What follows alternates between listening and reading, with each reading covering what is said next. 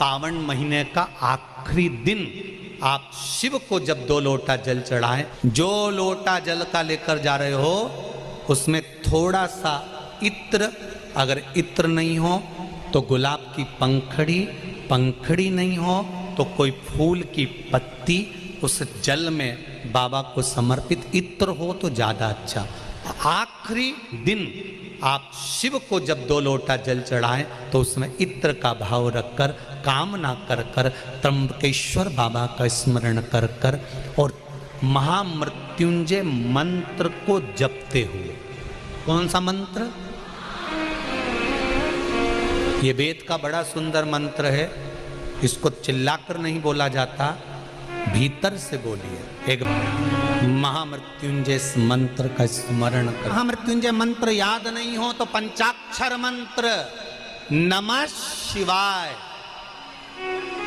पंचाक्षर का स्मरण नहीं रहे तो षडाक्षर ओम नमः शिवाय, षडाक्षर का स्मरण नहीं हो तो श्री शिवाय नमस्तुभ्यम मंत्र का स्मरण कर कर इत्र का जल शिव जी को समर्पित करो और बाबा से निवेदन करो कि 1 महीना तेरी कृपा से सावन के निकले, तूने जल चढ़वाया, बीच में कोई दिन छूट गया, कोई कारण आ गया, हम जल नहीं चढ़ा पाए। जैसे भगवान विष्णु एक कमल का पुष्प नहीं चढ़ा पाए थे तो उन्होंने अपना नेत्र निकाल कर दे दिया था, तो भगवान शंकर इतने प्रसन्न हुए थे कि उन्होंने अपना सुदर्शन चक्र दे दिया था।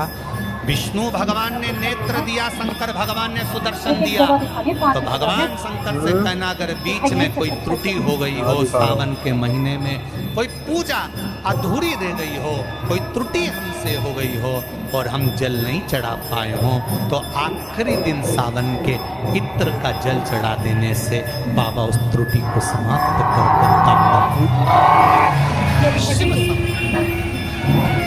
सारी समस्या का हल 1 लोटा जल। पर सावन के महीने में 2 लोटा जल। श्रावण में अगर मान लो 1 दिन आपका निकल भी गया, 2 दिन आपके छूट भी गए, कोई दिक्कत की बात नहीं। जो पेड़ तुम्हारे यहाँ लगा हो, जो पौधा तुम्हारे यहाँ लगा हो, जो वृक्ष तुम्हारे यहाँ लगा हो, जो क्यारा तुम्हारे यहाँ, कुंडी तुम्हारे यहाँ, उसी की मिट्टी को, उसी के पेड़ के नीचे, उसी पौधे के नीचे उस मिट्टी को थोड़ा सा हाथ से उसको उठाकर एक लिंग की आकृति बना लें। उसमें जलाधारी बनाने की जरूरत नहीं, केवल लिंग की आकृति बनाकर उसी की पूजन वहीं कर कर, पानी चढ़ाकर 15 से 20 मिनट बाद अपना काम करने के बाद उसी को उसी मिट्टी में विसर्जन कर दें, अपनी कामना कर कर। देव अधिदेव महादेव 2 महीने के बाद क्या देगा ये वही जान सकता है। और ध्यान रखें मेरी बेटियां, ध्यान रखें मेरे बेटाएं, मेरी माताएं इस बात का ध्यान रखें, बेटियां ध्यान रखें, मेरी माताएं ध्यान रखें, मेरे भाई ध्यान रखें। जिस दिन तुम्हारा मन करे, जिस दिन तुम्हारा दिल करे, उस दिन घर में पार्थिव शिवलिंग का निर्माण कर लिया करो। जिस दिन तुम्हारा दिल कर जाए कि आज मेरा मन है मैं पार्थिव शिवलिंग बनाऊं, गमले में से मट्टी लो, खेत में से मट्टी लो, जहां से मट्टी ले सकते हो। घर के बाहर कोई गमला हो, बगीचा हो, शहरों में जमीन पर कहाँ मट्टी ढूंढने जाओगे, तुम्हारे जो गमले लगे रहते हैं उसमें से मट्टी ले लो, पर छोटा सा पार्थिव शिवलिंग का निर्माण।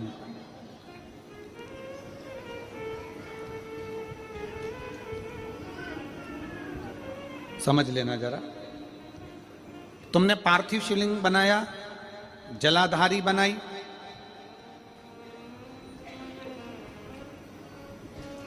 पूजन कर लो जिस दिन तुम्हारा मन करे। कोई तिथि, कोई वार, कोई दिन, कोई समय, कोई घड़ी, कोई पल कुछ मत देखो। तुमने पार्थिव शिवलिंग का निर्माण किया, 3 आखा चावल, 3 अक्षत। आखा चावल जानते हो, साबुदाना, आखा चावल, 3 चावल के दाने, एक गणेश जी की जगह, एक अशोक सुंदरी की जगह, एक षडानंद कार्तिकेय जी की जगह, 3 चावल दाल, 3 दुर्वा, एक गणेश जी की जगह, एक अशोक सुंदरी की जगह, एक षडानंद कार्तिकेय जी की जगह, 3 बेलपत्र, जहां पर माता पार्वती जी का आपने ये जलाधारी बनाई है, उसी जलाधारी पर हो गए। आपने अगर 2 या 3 बार कभी भी तुम्हारा मन करा कर लिया, आपको खुद लगेगा कि मेरे घर में संपदा कैसे बढ़ रही है और कार्य कैसे सिद्ध हो रहा है। यहां से पानी बहता है, इसके ठीक विपरीत में यहां 3 बेलपत्र, तीनों रख दीजिए, और छोटा सा कलश हो या बड़ा सा कलश हो, 3 लोटा जल यहां बैठकर, जहां पर आपने बेलपत्ती रखी है उसी के वहीं पर बैठकर इस शिवलिंग पर 3 लोटा जल धीरे धीरे अपने मन की कामना कर कर, बाबा आज मैं दुखी हूं, बाबा मुझे ये तकलीफ है, बाबा मेरे बच्चे ये काम में गए हैं, बाबा ऐसा है, 3 लोटा जल बाबा को धीरे धीरे अपने भाव कहकर, फिर तुम्हारे पास में जो पूजन का सामान हो वो चढ़ाकर बाबा की आरती कर कर दिया लगा दो। जब दिया ठंडा हो जाए उस शिवलिंग का विसर्जन कर दो। आप पाओ शिव आराधना में भगवान शंकर की, शिव भक्ति में भगवान शंकर की अविरल भक्ति में पार्थिव शिवलिंग का निर्माण और पार्थिव शिवलिंग की पूजन हमें बल प्रदान करती है। माता पार्वती जी ने पार्थिव शिवलिंग का निर्माण किया। शिव जी ने देखा पार्वती जी को कि पार्वती जी पार्थिव शिवलिंग का निर्माण कर रही, तो शंकर जी ने पूछा, पार्वती तेरी शादी नहीं हो रही थी इसलिए तूने पार्थिव शिवलिंग का पूजन करा, तू चाहती थी मुझसे विवाह करना चाहती थी इसलिए पार्थिव शिवलिंग का पूजन करा, अब क्या चाहती है? अब तो मैं तुझे मिल गया, अब तो मैं तुझे प्राप्त हो गया, अब तुझे क्या चाहिए? अब तुम मुझसे चाहती क्या है? पार्वती जी ने हाथ जोड़कर भोलेनाथ जी से विनय करा, अब मुझे कुछ नहीं चाहिए, बस इतना चाहिए कि मैं कैलाश पर रहूं या शमशान में रहूं, जहां भी रहूं मेरे हृदय में कभी भी दुख ना हो, मैं प्रसन्न होकर अपनी जिंदगी को आपकी सेवा करते करते निकाल दूं, आपकी प्रसन्नता पूर्वक।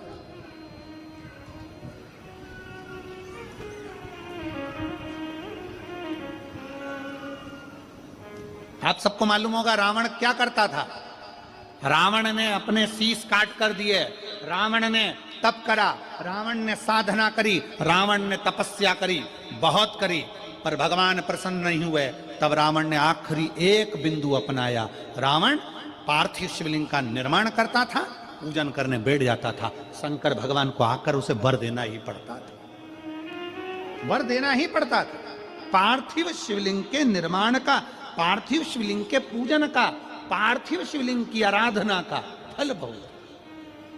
कितने लोग हैं आप लोगों ने बनाया, कभी पार्थिव बनाया? सावन में बनाते हो गुरुजी, है ना, ऑनलाइन जब पार्थिव शिवलिंग का निर्माण होता है तब बनाते हो, पर बीच में कभी तुम्हारा मन कर जाए, एकदम जब तुम्हारा मन हो। अब कई लोग कहते हैं गुरुजी पार्थिव लिंग का पूजन करना है तो पति पत्नी का दोनों का होना जरूरी है, शादीशुदा होना जरूरी है, या ऐसा जरूरी है या वैसा जरूरी है। शिव महापुराण की कथा कहती है बच्चे हो बच्ची हो, शादी हो गई नहीं हुई, विवाह हो गया, जैसे भी हो, आप जैसे हो वैसे पार्थिव लिंग का निर्माण करो।